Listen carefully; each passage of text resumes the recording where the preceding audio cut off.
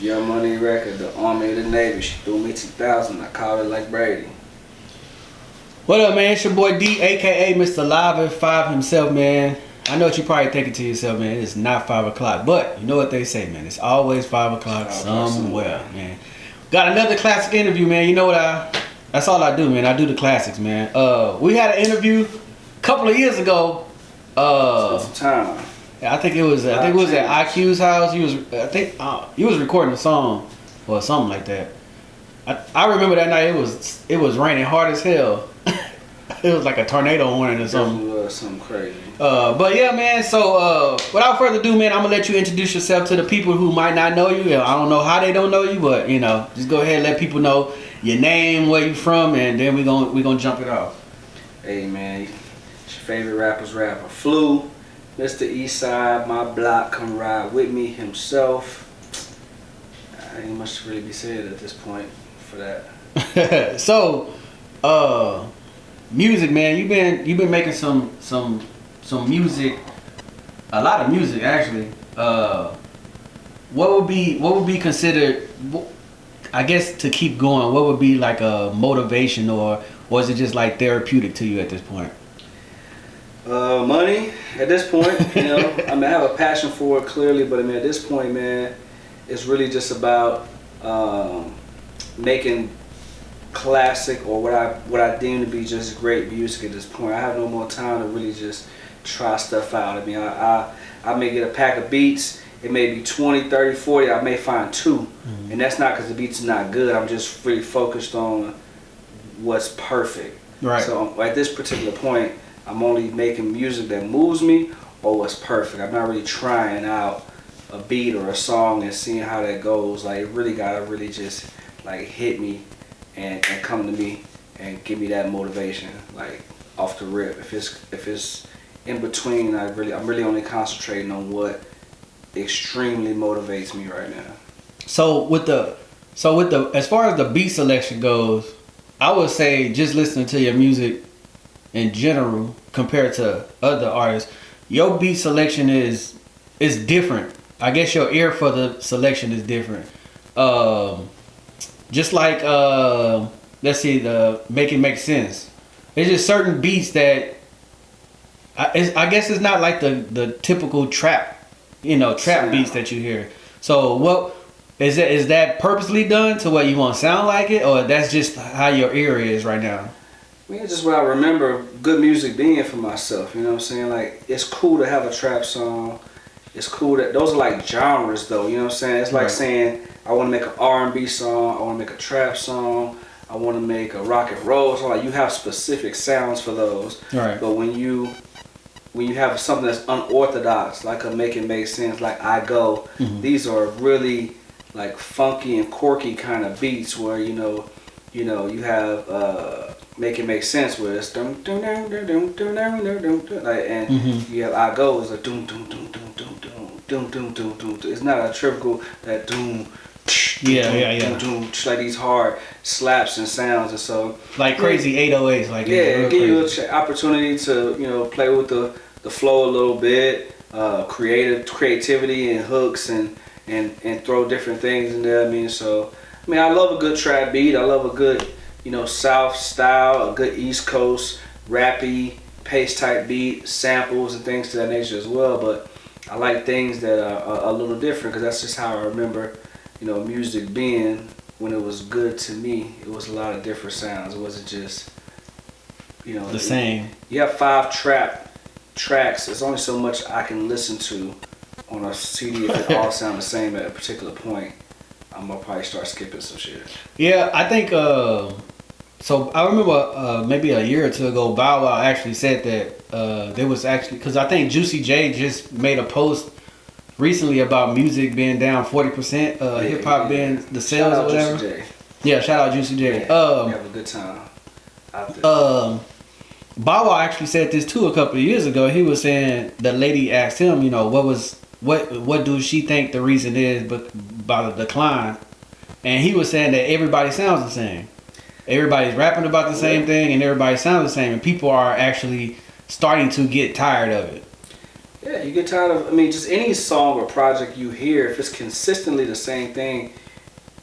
I mean, even a R&B artist, if it's a project full of ballads, I mean, I would imagine you're gonna get tired of the ballads. You know, if it's full of instrumentation, you get tired of just the same sound. Mm-hmm. And one thing I do take pride in on my project, my most recent and probably one of the closing out projects I have right now is East Side Project. It will be, coming.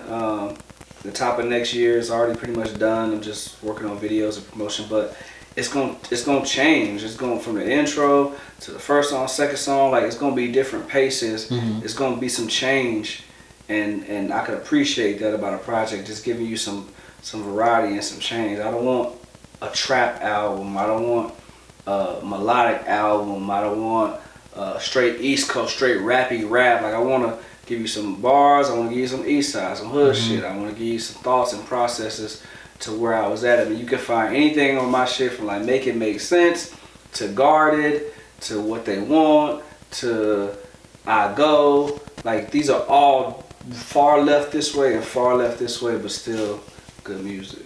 So with the beat selection that you, well, from what I noticed, the beat selection that you choose, it actually gives people a chance to actually hear what you're actually rapping about. So they're not overpowered with the bass and the drums and stuff like that. So with as far as like lyrics go, where did that passion come from? Because you pride yourself on actually saying something in your stuff, and I think a lot of people are intimidated, I could say, because people always make posts. I ain't gonna say no names, but people make posts about feeling a type of way of somebody saying that they the best lyricists or bars and stuff like that. Like clearly, I'm not cutting you off. Is like nobody ever says they're the best lyricists. They just say they're the best. You know what I'm saying? So that is a bunch of categories when you're talking about you're better at what. Are you just making better music? Are you better at this in particular area? And so I mean I think collectively, music, if we're talking about the beat, the lyrics, the cadence, like I'm top notch. I mean that's just crazy. It's crazy not to think about it. It's just, what they do, shout out Mozzie's World. I like what they do with the whole bar things and things they go. And no disrespect to anybody that's been on there. I saw Yoda on there. He was fire. And I don't know how they go about their process, but I've shot messages out to Mozzie. So if you're listening, call a real nigga up. Break the glass. I guarantee I will have the best presentation of flow that's been on there. And that's no slight to anybody. That's just, I like what they do and I see how they do that on there. And I'm made for that, so yeah. Yeah, we're gonna have to tag them and get you up in there. Let's stop running from that. Let's get that in. I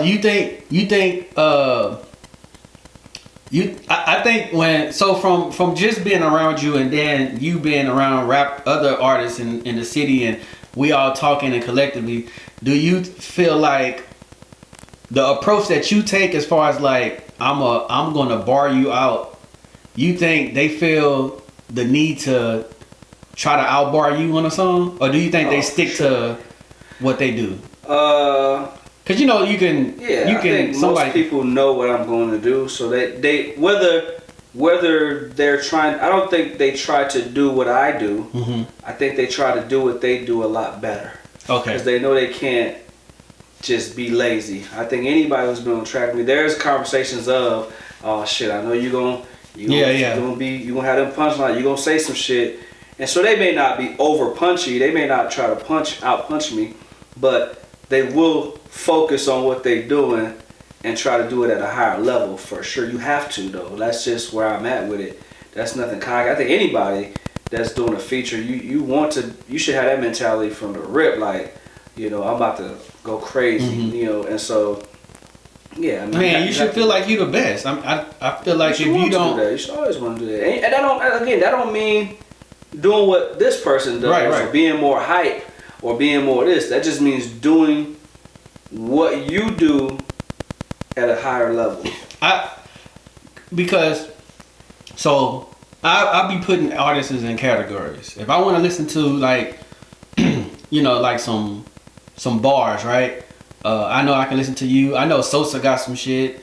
Sosa, I like Sosa. You know, I like PC the Kid. He be talking. You know, there's certain ones I can go to. If I'm in the gym working out, I'm definitely gonna put some Blackout on. You know what I'm saying? Those, even Black Mexico, he be having those kind of turned up. Yeah, energy, you know what I'm saying? The energy music, you know. Energy, all that. That's what I'm saying. I fuck with everybody in those regards. You know, like, I like what people do, and I like what I do, because what I do is just what I do. You know what I'm saying? Nobody is going to try to do what I do. And I like that. You know what I'm saying? I like varieties of music. I used to really be off of certain, like, oh, I don't like that type. But, I mean, hearing some of these guys and putting together, I mean, Black House Energy, Black Mexico Energy is crazy. You know, Slim Easy, Cadence, Sosa, you know, I love, you know, the music, the cadence, the performance, you know, my dog KG performance. I mean, I like, you know, PC. I first got to put on with PC the Kid by KG and his music and things. I mean, tight tune, flow, delivery, breath control. I mean, it's a lot of things that everybody do that's crazy, and to collectively be able to do some of those things and not be worried about the next person is what makes you yourself. So I mean, I'm never worried about what nobody else gonna do, because I know what I'm gonna do. I think that's dope. The way you just said it, I think this is dope to what the way you said it, and then on KG's Jump song, you see it. Everybody is doing what they do. They're doing what they do. You know what I'm saying? Everybody in they lane. Everybody like, oh, like, yeah, you know, like, okay, so and so, I'm gonna do this at a higher level. Black Mexico, I'm gonna do me, and I'm gonna do it up here. I'm gonna do KG, Tiny Toon, you know, the PC. Everybody was doing it right in the pocket that they do it, and just upping it cadence wise. It was great to see everybody on that and doing it at that level, you know, for sure. Yeah, that was a dope concept too. When he hit me up, KG had hit me up and told me about it. And he was like, yeah, I want to do it like it's like a cypher type thing. I was like, yeah, it's actually a dope concept. I think KG owed me a check. You know, I executive produced that video. The treatment. You say he already owe you for some features because you've been on there killing his stuff. Yeah, I've been killing KG's features for a long time, but that I was off consignment because, you know, he's done some hooks for me and things like that, so we could swap out that. Right. But, you know, since Jump is not my song, I definitely executive produced that video, lined that up, the whole get out of the car. You know, I don't want to put that out there. Oh, okay, all these things, you know, I should get an executive producer credit, and I should start. You should be in the credits. I should start executive producing some videos and giving some life to some of these situations. I did enjoy the process. KG definitely put that play together, put everybody, you know, in motion with that, and it was good energy. Like I said, some people had a problem with it. Some people gave their opinions about it, but nevertheless, you know, I stand tall on everything, and everything I heard on there was dope, and you know, I can't be fucked with, so it don't matter what I say about that anyway. That's just what it is. East side of the motherfucking building, yeah. I'm a Mac Daddy, so yo bitch know that this Daddy Mac. If I touch a camel toe, she gon' get that hump in her back. I take a breath and relax, I'm pushing it to the max. I told her lean on me if she wanna go get that bag. I'm Joe Clark on the roof, you can jump if you wanna. I'm looking at them haters like you smoke crack, don't you? I'm that times 10, you hear it in every line. Yo, this shit be coming back every time. I completely lost my mind, I go dummy, I'm the truth. If you got a smart mouth, I'm knocking out your wisdom tooth. They call me fluke, cause I'm sick. Popping tags, yes I'm it. I'm Thor, cause that arm and hammer got me too legit to quit. I won't stop until I'm rich, and even then I gotta say Titanic visit, bitch, I don't even eat Subway, but I play how I play. Now your chick in the fuss, her mouth open, but she missed the bus.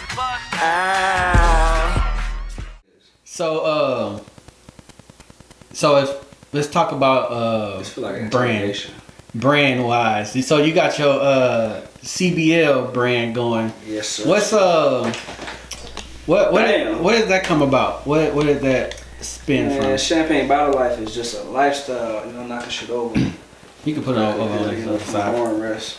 But yeah, man, champagne bottle life is something I came up with because I felt like at a particular point I couldn't remember like birthday celebrations and things that I had growing up. I mean, obviously, you grew up on the east side, it was tougher than a lot of situations.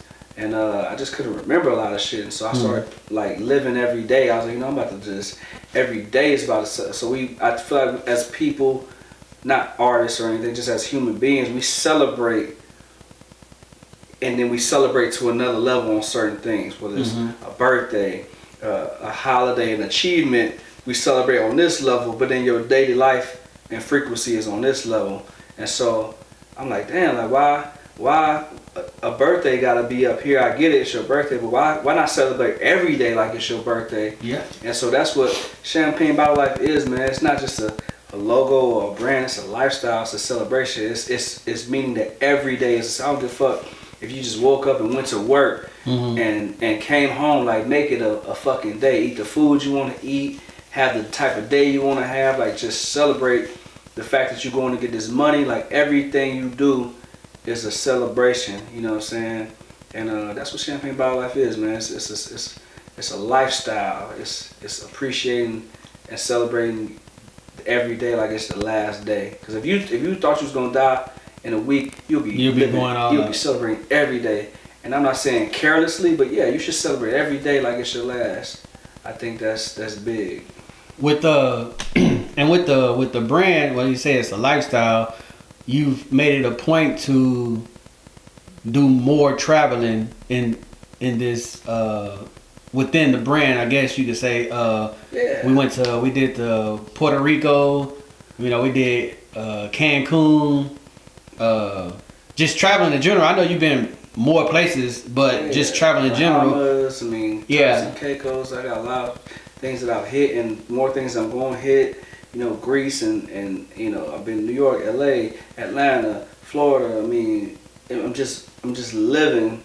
I'm living. I mean, I don't like to try and do things or promote things on people that I don't believe in and that I don't fuck with. So yeah, I mean, champagne bottle life is something I'm just living, and people can live that even if through me, if that's what they want to do. You know, so that's how life is. Like, so yeah, I'm outside, like, but I've been that though, you know what I'm saying? Like, I mean, even through COVID, I was in. I mean, I'm in Vegas. Yeah, we was in Vegas during COVID. Like, yeah, like that's. I just got to a point where I understood life, and it was just like, you know, I'm about to celebrate this shit. I'm not focusing on things that don't make me money or don't make me happy, don't bring me peace. Like, I'm focused on that champagne bottle life, man, which is a lifestyle of just living and celebrating every day. If you want to go eat, you know, people will have a birthday and go eat J Prime or go eat somewhere for their birthday. Like, you could do that on a Tuesday. But eat just regular day, you treat yourself to Wendy's or something versus I'm about to go fucking J Prime. Right. Or if Wendy's is your celebration, you know what? I've been working out all week. I want, hey, fuck it, go to Wendy's and buy the whole fucking meal. Like, you know what I'm saying? Like, live it to the fullest. Right. That's all it really is that. Like I said, it's a lifestyle. In your traveling, what is I would say, because I know Greece is on your list. What is maybe like 2 or 3 other spots that's on, like, that's high on your list of visiting? Greece is definitely high on my list. Let's bring people in there a little bit. The Maldives Islands. Okay. Is that the one with the islands? With like they got like the little cabanas on the. Yeah, little cabanas over the water type. Okay. Situation. Yeah. Okay, I see. So like, yeah, the Maldives is definitely on my list. England. Okay. I've ran into some people out there, and so yeah, that's. You want to use the stereo? I don't want to use that. Okay. Don't tell me how to. I'll tell you how to do your job. I'm trying to help you out, man. So yeah, the Maldives is on my list. Greece, England. Got to get to the motherland. Australia. Haven't been in Hawaii. I don't like long That's a trip. Flights. I don't like huge like once it starts to get like over 3.5 hours, I get a little cabin fever. I don't like to be on plane that long, and so that's slowed down some of my overseas travel. But I mean, like I had a Thailand trip that was up, and then I was like, God, like 16 hours. So Ooh. Dubai and all that, I gotta hit those spots, and I just gotta get used to. Yeah, that's a being drive. on a plane That's a for flight long right there. time. Although I prefer not to be. You said Thailand is 16? Thailand was almost 20-something hours. It was like 15 consecutively, and then get off, and then another 4 or 5 from one spot to the next. And so It's almost like a day and a half, then. yeah, it's a travel. So you gotta do something like that, like a week, because you can't turn around that quick. I damn sure ain't going nowhere and come back. So, but I mean, it's places, it's beautiful. It's times out there, and that'll really give me some time of maybe 16 hours of just working on some music or working on some thoughts or reading something or processing. So it's something I'm humble for the rumble. You know what I'm saying? I'm gonna figure it out. Hold on. Boom. All right. So I don't know if you've been on social media today, but have you seen the dating post? The post of shit, that's every day. It's a post. Every fucking day. Women made a post of list of places that don't take them on the first date. I saw something like that. Yeah. So, being that you, I guess outside, what is your how do you maneuver through this new dating scene? Like, cause it's definitely totally different than, back in the day. It's not as simple as it is. It's tough. It's tough as fuck. Like it's crazy because, man, everybody wants something out of somebody. You know what I'm saying? So it's crazy. I be me, and in this situation, that's all I can really be. And so if you are you, the right energy will find you, man. You gotta stand tall on what you stand tall on. Don't sway one way or another for a person that whether you think they look good, now you doing shit you never would do. Mm-hmm. Like none of that. You gotta stand tall on what you doing. And outside of that, man, this new generation is crazy. Like they're listening to music and females getting things for a little bit of nothing, or for all of that shit is wild. So you gotta really, like I said, stand tall on what you believe on. Me personally, I'm never gonna downgrade my experience for a woman or a female, meaning there's no list of places I won't go. If it's our first date or interaction and you go, to a steakhouse, then you just went to a steakhouse. You know what I'm saying? If I want to go do something nice, I've gone on first dates out of the country. I've gone on first dates in other states. Like I've gone on first dates that are cheaper, bowling, movie, whatever. Like, so I'm never gonna downgrade my experience, like in the sense of like, oh, I don't know her that well. I ain't jumping out the window. I ain't just taking nobody I don't know to no Greece or nothing crazy. But I mean, if we're gonna go eat nice, then we're gonna go eat nice. The average day gonna cost you a good place between $100 and $200. More or less anyway. Now you may be on the low side or the high side of that. Right. But I mean, a good meal, a good time, you want a good conversation and a good space to be in. So I mean shit, I'm not gonna downgrade my experience for no one. If you with me and you got to do some dope shit, then you just got to do some dope shit. You don't owe me nothing. That's the problem, is people who got these expectations of transactional almost. Oh, I did this, so they gotta do this. Like you go into a situation with anything I ever done for a female, shit, she just got one off. You know what I'm saying? Like, I ain't no sucker. I ain't gonna do nothing crazy or nothing that I didn't want to do. So I'm okay with everything that I did, period. If it didn't work out, then shit, we just had a good ass time. We had some good food and a conversation, and then we move on. Whatever. So it was a lot of, me personally, I just got on social media just really talk some trash, right? I don't really care. I'm out the dating game anyway, so, and that whole list, it's like 20 something spots.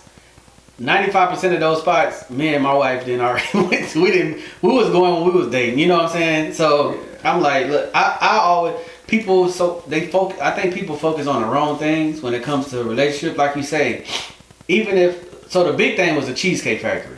That was like the biggest one. I think Cheesecake Factory is terrible. So that's what most of the women were saying. So I don't think the issue was the list. I think the issue was y'all are demanding a certain thing that's the on thing, the first date. It's the entitlement. People will tell you right. Before you just meet a chick, she gonna tell you what type of nigga she want, what this nigga gonna have to be doing for her, what type of nigga she don't want, what a nigga can't do, and you like, nigga, how you doing? Like I don't even know you like that yet. So I just actually read some or heard something today that was like people like just tear up that list, man. Like people.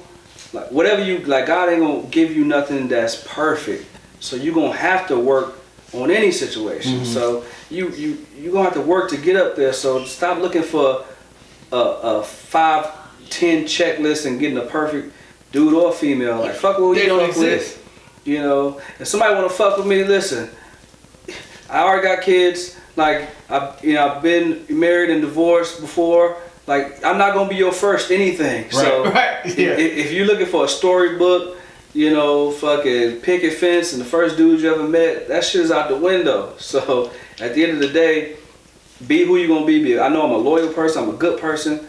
And that's what you're going to stand on. Fuck all that other stuff. You can be the perfect person that beat your ass. Yeah. So, they had everything on your list. That's true. Yeah. So that's definitely true. Off of vibes and energy. Because you got to be careful what you ask for. Shit, so listen. You asking for those 10 things that you want, but you're not asking for the shit that you don't want. So you asking for the dude that's gonna provide for you, take you here, treat you like this, but you did not ask to not get the dude that beat you up. You know what I'm saying? Look for a person that's going. I don't know. This whole shit is crazy. So listen, look for somebody who's gonna make you happy every day and gonna look out for you every day. That's all you can do. Like that's all life is about at this point is somebody that's gonna make you happy every day. If they ain't making you happy, then figure out what they're doing. Other than that, all the list of what you want and what you need is two different things. So, yeah, definitely. So, that's kind of what it is with that. So I seen a video of Shannon Sharp. I don't know if you've seen it when he's talking about he took his girlfriend on the first date and he was making some chump change. But he said he gonna take her out. He said in his mindset he knows she gonna order up, so he ordered kind of down to make up for it. So he said he ordered his food and he was looking at her like, hey, you gonna order? She looking at the menu. He's like, is everything good? And she said, he was talking to Ocho Cinco. You know they got their thing with the football. And he said, hey, are you good? You gonna order anything? And she said, yeah, I'm just trying to figure out what goes with lobster. And he said, as soon as she said that, I said, condoms. He said, because if I get you some lobster, we going back to the crib. Yeah, I was just like expectation of right. If you got an expectation, I think you said the entitlement. Yeah, like it's if you got an expectation of if you do this, somebody else got to do this.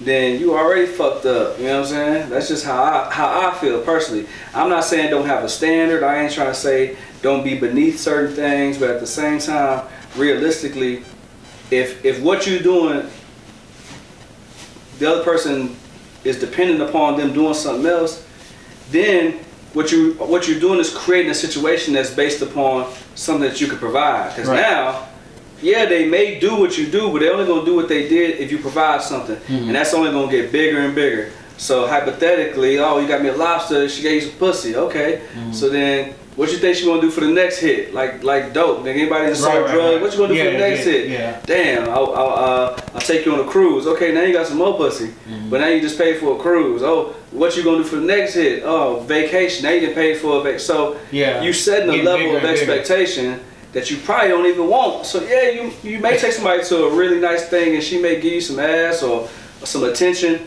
but now you set the expectation that you're gonna provide one thing and she gonna provide another thing versus to, listen, I'm gonna do this regardless of what you do. So now a person, in my opinion, is more comfortable with what they're gonna do for you or not do for you because, you know, it ain't based upon conditions. I don't want you shouldn't want anything that's based upon condition. Like it almost seems dating is almost transactional. Oh, like you say, if I'm taking you to what's the place? J. Alexander or something like that, right? J Prime. You go to J. Yeah. So you eat there. So it almost seems like, okay, so if he take me here, then okay, that's cool. I can do this with him. But if you take me to Olive Garden or something like that, you know what I'm saying? Yeah, it's all the experience, like you say, you're not gonna downgrade your experience. Yeah. The experience is, and this is all based off the first date. The first date, I said this on the podcast yesterday. I said, genuinely, if a dude like you, y'all go on the first date, y'all might do an Applebee's or something like that, because it's the fill out process. You know, I've been talking to you. I'm just taking you out on a date. If I like you after that, if I still, mess with you after that, I guarantee you that dude is gonna up it. He's gonna keep upping it, because now he's on you. And I'm not saying don't. I'm just saying, like, even if you really like somebody and you want to show the fuck off, then I'm about to fucking take her. We about to go to Vegas and if that's what you want to do and are going to do anyways, then do it. I'm just saying, don't do it with the expectation that you're gonna get something when you get there. Because again, vice versa, and female and women and men both got to be understanding of that as well. Know what you're getting yourself into. If you flying across the country to meet a dude that you don't know, then he probably wasn't pussy. Yeah. and know that. So how good of a time do you want to have? do you want to fly to Miami and enjoy a good time and food and things with the expectation of pussy, or not? So then you got to know yourself and say, listen, man, I'm not really, that's a lot to do for somebody, and I'm willing to say no to that, because I want to have more respect for myself and not have any expectation. You think women got a hard time saying no to those trips though? Not the right people. I see a lot of women getting flown out, and then they like, oh, you flew me out to whatever, and you thought you was gonna do this. It's a median. For every good there's bad. For every good female there's bad female. So yeah, some women have a hard time saying no to it, and some niggas have a hard time doing it. So shit, you just need to find the right one. The problem is the right one find the wrong one. And then that's the conflict. That's how you get these world star videos and shit like that. So I think there's great women out there. I think that again, you attract what you kind of giving out, and so I don't have no expectation. Do what you was gonna do, and look for the good, and that's all you're gonna be. If a person was shitty to you, then they just was shitty to you. You can't hold that against. It took a while for me to learn certain situations and things and how to maneuver through life. And so, if it didn't work, it just didn't work. You know what I'm saying? If you date somebody, y'all ain't got to be enemies because it didn't work. The shit just didn't happen. So, keep it pushing. Find the next vibe that's for you, or not. Shit. If you want to be single and mingle, then do that too. So, yeah. So with you being single, I wouldn't necessarily call you a single father. I think I'm a single father. I mean, because y'all hold each other, right? It's like you have the kids, you have the kids, and y'all working together. I'm a single father that co-parents. Okay, yeah. Co-parenting is essential. Some situations I wish could be better, but at the end of the day, my kids' happiness is most important. So, I also have to stand on respect, and so certain things and the way I move now is strictly conducive of. So there's nothing I won't do for my kids. So if it's a conversation or whatever needs to happen on those ends, sometimes it's better to not talk and just you find you got to maneuver your way into what works best for you. What I found for me in particular situation is do for my kids, make sure my kids are happy, and the rest of that is what it is. Again, I've come to a place where I'm okay. I'm content with everything, or nothing ever happening again. So, right. As long as my kids are happy, someone could speak to me, or they could never speak to me again, and I'm okay either way that works out at this particular point in life. And that would be for anybody, not the mother of my children or anything like that. Anyone. Right. Friendships, family. I'm just not in a place to haggle over things I can't control no more. So. Again, you could chop it up, speak to me every day, or you could never speak to me again. I'm as long as that's not coming from my children or someone who unconditionally loves me, I'm cool. That's what's up. What I was going, because I was going to ask you the importance, because I see a lot of people say men don't hold other men accountable when they don't take care of their kids and stuff like that. I would always say I personally don't hang around nobody that don't take care of their kids. You know what I'm saying? Yeah. I personally don't. So I can't. It's nobody for me to hold accountable because they doing what they was supposed to be doing. I have a good group of niggas that I fuck with, and I wouldn't, like you said, I mean, I don't hang around niggas that don't take care of their kids because that's just not the energy that I have. And so I think the niggas I fuck with, all of my niggas I've known for years, 15, 20 years, and so yeah, I can call my niggas out on anything. Hey man, you tripping? Hey, you know, and vice versa. So yeah, I don't have that from me. It's niggas that don't take care of their kids. It's females that don't take care of their kids. Good luck to them all. I wouldn't necessarily hang with them because we wouldn't align. Yeah. I'd be taking my kids to do this or doing that, and you wouldn't be taking care of your kids. So we wouldn't really have much conversations beyond that. But I mean, shit, you know, that's I can only control what's immediately in front of me and around me, so I'm cool with that. So we had Cheryl Meadow on a podcast yesterday. Shout out Cheryl, I like Cheryl. And I had read her this statistic. It said that it was really based, when I first heard it, was really based off of black dads, black fathers, because it's this big rumor and thing that black men are not taking care of their kids or in a household. Mm-hmm. But then when you look into like the statistics and stuff, black men are involved in their kids' life more than any other, you know, nationality. It's just that black man might not be in the household. Yeah, of course, you know, you'd be separated or you just the kid's dad and y'all the relationship of. But it was said that as a single dad, the kids, when the single dad is raising the kids, mm-hmm. it's equivalent to them being raised in a 2-parent household as far as like the success rate that they have versus when they're in a single parent household. And not to talk down on women, dang, but shit, no, they gonna get on you. When they're in a single parent household with just the mom, most of the men in prison are raised from a single mother household. I think there's levels to that.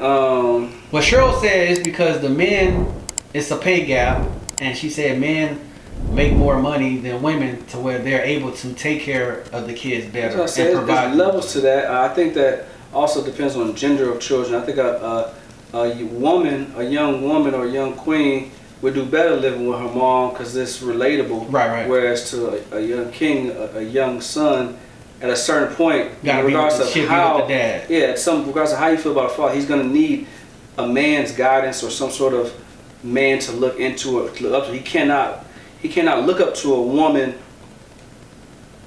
Not that he can't look up to a woman, because I know females gonna be like, oh, but he can't aspire to be his mother. Yeah, right. He can't. He can aspire to be like his mom and some traits that she has, but no matter what you do, he cannot aspire to be a strong black woman, because that's just ain't what he gonna be. So yeah, I think it works better with fathers with young men because men can aspire to be their father, and I do think. With young women that they may work out better with their moms. Ultimately, shit, you want it to always work and be together, but the reality is a lot of times it don't. And shit, you want to be beyond the bullshit and be able to still be in your kid's life and do what needs to be done. But, I mean, I say there's layers to whether it's pay or whatever the case may be. I just think, again, a young man can aspire to be a strong black woman. So right. There's going to be a disconnect, and the level of help or guidance that she had could sway him one way or another on that, and that just depends on circumstance and life and everything. So I mean, idealistically, yeah, I mean it may make sense. But they were saying that the father typically is so the way that I heard it put was a woman can raise a young man to be a male, but a father would raise him to be a young man. Vice versa, I would assume that the woman can raise her daughter to be a young lady, because as a man, we can't teach our woman. So if a man, in my opinion, again, it's just my opinion. Right. a man raising a woman. I have daughters that I raise. They're going to be rougher. They're going to be tougher. They're going to know the game from a man's perspective. So then they may lack some of the feminine sides of things, because if you was raised by your dad, you ain't going for a lot of shit. Hopefully your dad is a stand-up nigga and do for you. I mean, I open doors for my daughters. I buy my daughters flowers. I tell them how beautiful they are every day. So they don't need that from a man. And so that may make them a little rougher. They may be like, shit. You gotta come with something. You gotta come with something, which I just prefer them to be that way from me. Because you're setting an expectation for them. So I feel like it's easier for them to learn to be soft than it is for them to learn how to be treated. Right. And so I want to teach them how to be treated, and they can learn how to be soft. When it's time to do that, versus to, a woman raising.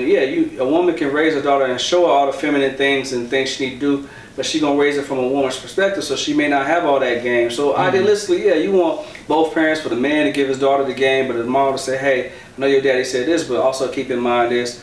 And so, you gotta just do the best you can with what you got. Yeah. And shit, because there's no right. There's no right or wrong way from parents. There's no blueprint. We all been all over the place, and so shit. Because it's some kids in 2-parent households that's worse off than the kids. That's what I'm saying. I've seen, young single parents grow up to be amazing people. 2 parents, preachers' kids, poor kids, rich kids. It all varies. It's case by case. Yeah, to the moral of the person that's raising you. So hopefully you getting raised by a good person. So no matter what the circumstance, you're gonna be raised correctly, whether you're rich, poor, or any of that. Right. It's more about the morality of a person than it is their circumstance. So you could be rich and be a shitty. You could be poor and be a great person, or you could be poor and be a shitty person, and rich and be a great person. So it really just depends on, hopefully. If there's a broken cycle, you fix it and then raise a decent child, hopefully. Yeah, that's all we can do is hope. Because once they leave the house, it's them. They're gonna make their own decision. So we can just be the guide and prepare them for that, just like we was prepared. The world's a fucked up place. So, it is. It definitely is. You gotta prepare them for. Hopefully they make the right choices, and if they don't, hopefully they get a second chance at it. So, I got a couple more questions. One of the questions I want to ask you, what is your obsession with Vegas? I love Vegas. It's a good time, man. It's just, again, it's a celebration, man. Everything is done on a higher level. The clubs and the environment. I mean, people think I just go to Vegas and just party all day, and then it's just, it's just no, But his recent time, he was there. Yeah, he was I go to Vegas and just chill. I can go to Vegas, watch some football and chill. I'm into, heavy into sports and football and fantasy football and shit like that. So I can go to Vegas and just chill. I just like the environment and the ambiance of the shit that I'm around. Seems like everybody there is on the same. Yeah, you could. It's Vegas. Everybody there is just on the. I love my city and I love everything about my city and I love being here.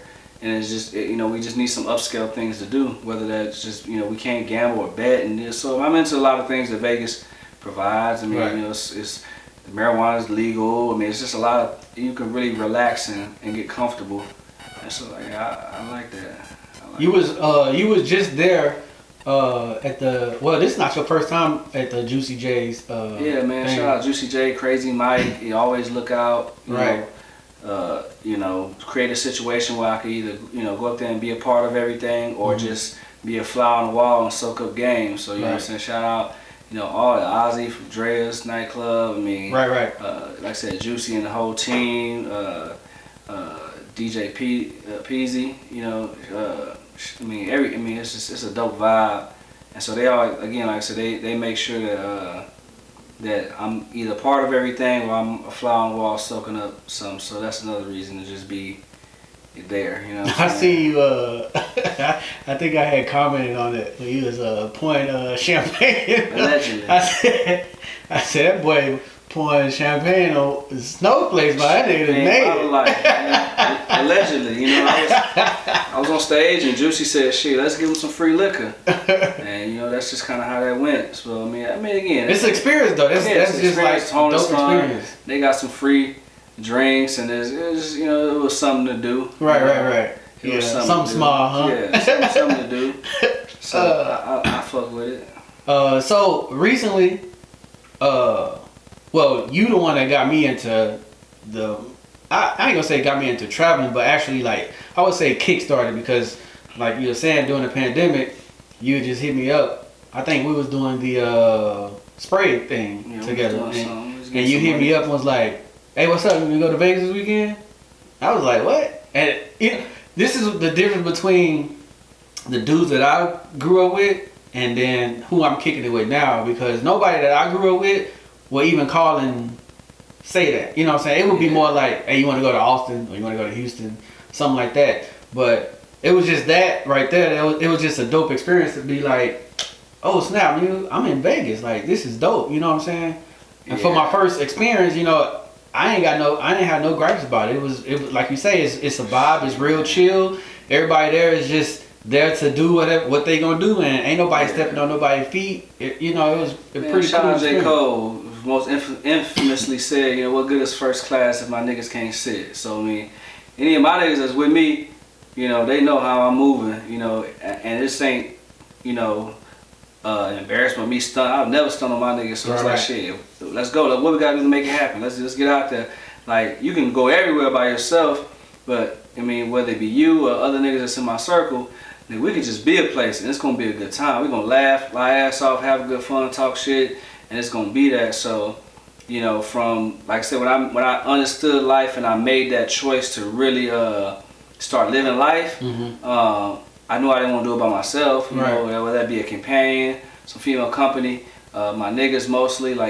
So from 6 years ago when I was able to put myself in that position financially and just mentally, it's just everybody. Hey, let's go to Cancun, Puerto Rico. Right. I'm going to LA this week, New York. Anytime I ever go somewhere, I'm like, hey, who yeah. Let's go, because that's what's enjoyable. We can remember, I mean, as far as me and you, like, oh shit, let's go. We in Vegas jumping off the tower, right?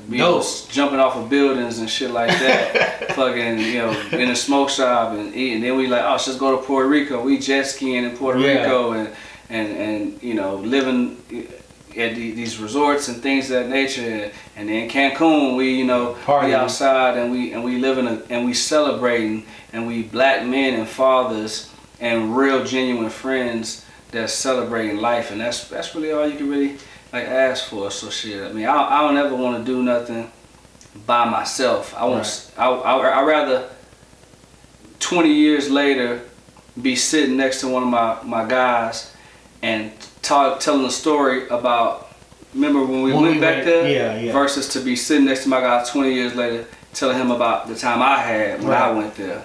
So it's just a difference in that, you know what I'm saying? Let's have a conversation about what we did versus what I did. That's dope. Yeah.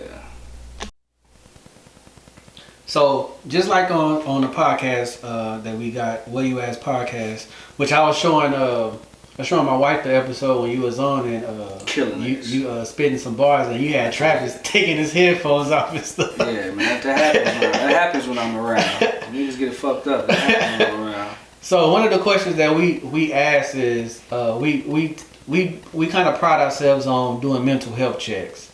So on a scale of 1 to 10, as of right now, you can do as of today or just in general, what would you rate your mental health on a scale of 1 to 10 right now? Like 10 being bad or 10? No, 10 being the best you can be, and 1 being not so good. Man, I'm probably, I ain't gonna lie, man. I mean, there's always room for improvement and things you can go through, but I'm at a 9.5, 10. Man, I don't. Things happen in life, but I try to find, my glass is always half full. Like, I'm okay. This shit happened. Shit, how can I make this day a little better?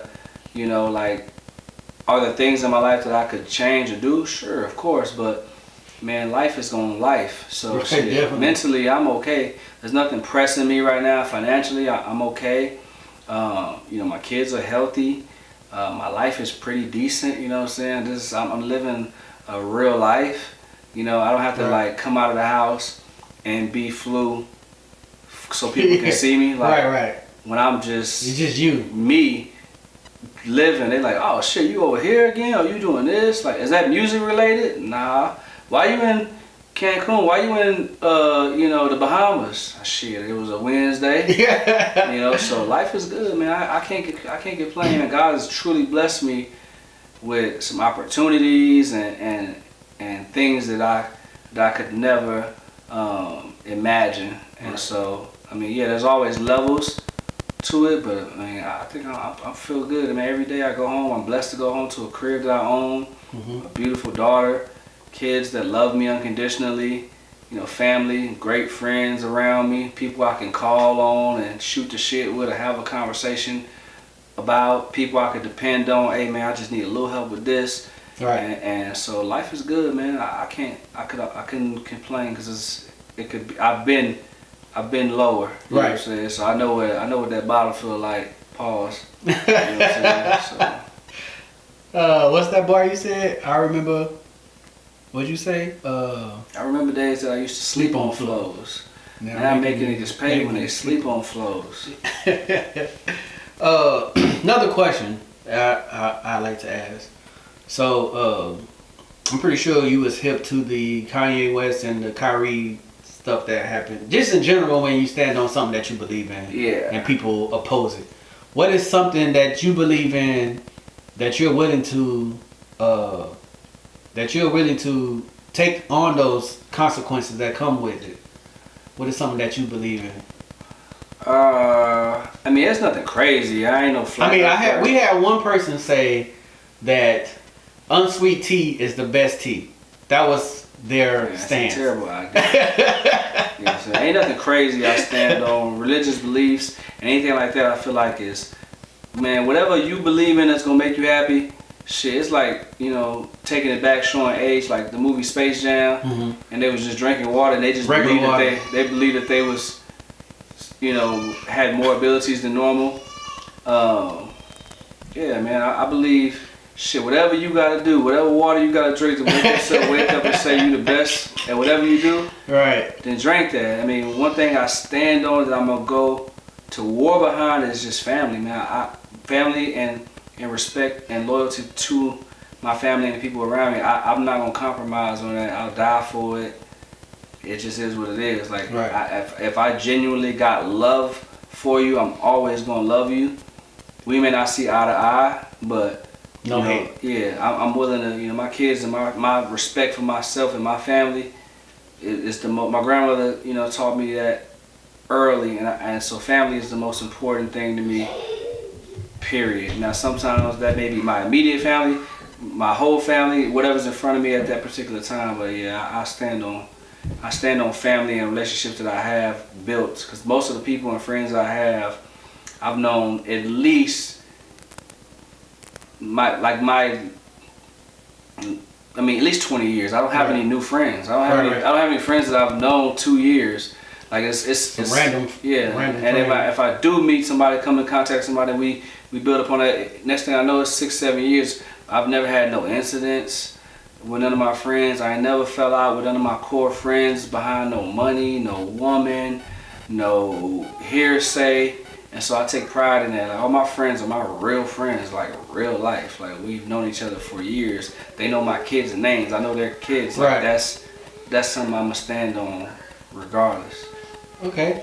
Yeah, we had a couple people say mostly family, kids, and then we just had some crazy answers too. But there's no wrong answer, you know what I'm saying? So at the end, whatever you still believe. So, of course, before being that you a sport head, before I let you go, picks, NFL picks, man. Who you got? Early Super Bowl picks or playoff picks, and NBA just started, so I mean that's kind of fresh, so we can't really go off that. But old dude from the Spurs is I like Wemby. He's balling out right now from the highlights I've seen. He's something that only God could create. You know what I'm saying? It's 7'6" or however tall he is, and it's the LeBron effect. You know what I'm saying? Like, some people just special like that. But I mean, yeah. I'm a Lakers fan. They took an L last night. I gotta see that come together. I would like them to get, another one for LeBron, get up out of there. I was a huge Kobe fan, so I'm a Lakers fan. Football. Think they should go and grab Dwight Howard since he's the Jokic stopper? He's a lot of stoppers. Apparently, he's a stopper of many things, but that's not my business. Yeah, he's got some. He got a resume out there. But I just got to play. Just got to play together. I mean, collectively. I mean, shit. Joker is a savage, and they got to figure out that. But I mean, it's early. They got a lot of new pieces. I saw Tremaine Prince. Yeah, he did. I saw him. Like 18 points or something. He was hitting threes consistently. That's all I thought they missed was consistent 3-point shooters. And so I mean, it's gonna be interesting to see. LeBron is old. I mean, Father Time was undefeated, so it's gonna have to be pushed forward. Right. But outside of that, I mean, I like the Cowboys clearly, as you know. Try to be an asshole about it. I'm just asking, man. I know you. I predict the Cowboys to be where I want them to be. Realistically, right now, In the playoffs, at least. They gonna be in the should be in the playoffs. playoffs at least. A question. It's 3 teams: Philly, Dallas, and the 49ers. I believe are the 3 teams. You don't think Detroit? Philly got it? Nah. The Ravens dismantled them. They showed if you play some defense. I mean, yeah, the Ravens did handle business. But Philly's got the edge right now because they winning. Even if it looks ugly, and he hurts, leads the league in interceptions. No, he's second. The winning cures everything. You can throw 10 interceptions if you won a game. It's gonna be like, all right, still won. So until they come back down to the pattern, it's only one game ahead. But I mean, so Philly got the edge right now, and so I mean, I think it's a 3-team race in the NFC, AFC. I mean, shit. Until somebody can really. Yeah, Kansas City is definitely Kansas City just figures out ways to win. So until somebody can do that, Buffalo's not looking right now. If somehow the Jets can maintain and somehow get Aaron Rodgers back and see how that looks. Is that possible for him to come back? He pushing. I've At been the quarterback saying, position, it's gonna be tough with a Achilles. Definitely. But I mean, then you have to just drop back and throw. So it would depend. Is that his leg that he plants on though? I don't know. I just know that he's rich and rich people. He probably bought another out a year, and he came back in like 6-7 months. So, I believe that if the NFL and the world want something to happen bad enough, they figure out a way to make it happen. So, outside of that, I just see Kansas City, and maybe Cincinnati if they can get back right. But I see Kansas City. Baltimore, in the AFC. right? It'd be Kansas City, Baltimore right now, or is I they not Baltimore. consistent enough? I think Baltimore got to be a little more consistent, and then offensively they got to work a little bit. But I mean, they could be there. Baltimore and Kansas City's, That'd be a good matchup. I think that'd be a good matchup. Patrick Mahomes just figuring it out. So, that dude is cold, man. Yeah, he figures it out. He's definitely the best quarterback in the league. Without the most elite talent at times. So, we had to figure that, see where that goes. That's yeah, I'll be at the crib on Sunday when we play y'all. Definitely. Yeah, we definitely gonna go out. That's what I'm saying. I hang with my friends in real life, So we go out, we watch games, we shoot the shit. So yeah, man, I expect you to. And this one is in Philly first, so that's cool. We can definitely, when they play in Jerry's World, we definitely can make that trip. Well, I'm picking the Cowboys game to go to, so that might be the one. Cowboys, Eagles might be on deck. Definitely. It's a little colder in that time. Last time I went, we won. So you didn't go with me. I went with your KG, your best friend. Yeah, I got nothing to do with it. Last year, I mean, last time first of all, Jalen Hurts has a losing record against Dak, like 2-7 or 2-5, something of that nature. So, I mean, no, I don't think Hurts wasn't there when I went. Jalen Hurts has a losing record. Y'all lost record. to Carson Wentz. Jalen Hurts has a losing record against Dak. That's all I know. So, I don't know, man. Call it what you want. We're gonna pay that. But this Friday, I'm gonna be in New York City. Oh yeah. In the Bronx. At the Who's Next to Blow contest. Pause. I didn't change the name of that. Next to Blow. Let's just say Who's Next to Blow. Next to Blow. Shout out Major Galore. If you don't know her, look her up. She's a dope artist, dope personality, and all of that as well. Papoose is in the building. Okay. Connie Diamond. It's gonna be a great look. Is Remy gonna be there? I ain't gotta see. I ain't gotta do with that. I know I'm gonna be there, And so shout out New York. POP, hold it down. I'll be there shortly. Definitely representing for the East Side and bringing that home for us. That's what's up. And you know, and even if not, I'm gonna enjoy a great time. And you know, rap my ass off as I typically do. So yeah, shout out New York. Be there soon. Be back in Vegas. Juicy J again. In middle to end of November. And then the East Side. I'm gonna have to at least make project. Yeah. That one just to. You got Vegas is because the New York one was just too soon. Yeah. You know, you be telling niggas the day before. Yeah, man. I assume everybody can move how I want. Yeah, you definitely do. Yeah, drop your kids off at daycare. Let's go, man. Come on, you got a wife, man. You ain't gonna watch them. So you know, I do need to adjust my time schedule, but yeah, man. The 2 videos ready to go. Okay. The track list is done. Although I got some new music that I'm working on as well, but yeah, man. Eastside Project gonna be out, and then it's gonna be up from there. So. That's where we at with that. So before I let you go, any shout outs that you want to get in? You already said what you got upcoming and stuff, but so any shout outs? Yeah, I mean, shout out the East Side, San Antonio. You know, everybody doing their motherfucking thing. You know, shout out y'all. You know what I'm saying? I got my own list. You want to hear my list? I just made me a top list right now. All right, so my top list in no particular order is me. And me, and me, and me, and then KG, and then me, Tiny Toon, me, Sosa, me, Slim Easy, Black Mexico, me, PC the Kid, me, and me, Avar, me again, and at the bottom of Cheddar. And then me. I should have seen that. Shout out Cheddar. Shout out my list. You know what I'm saying? Y'all fuck with it. I appreciate it. We don't fuck with it. IQ, and then me again. And at the bottom, Cheddar, and then me again. Shout out Cheddar and IQ, man. Yeah. Y'all made the list, though. Yeah, man. You know, you on the list. It's a long list, but that's my list. So.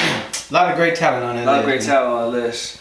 Mostly me and me, but it's a dope list, so I fuck with that. That's what's up, man. Well, man, appreciate you for coming through, man. It's always good to sit down and talk to, I would say, like-minded people and, you know, people that got just a different outlook on life versus, you know, talking to somebody that, I don't know. Yeah, you know, people got their own thing going on. Conversations are important, man. Don't be afraid to have one. Right. And of course, we don't hold no punches, so everything is what we believe in, and it's, you know, standing on the 10 toes. But with that said, man, this your boy D, aka Mr. Live at 5 himself, man. Flu. Yeah.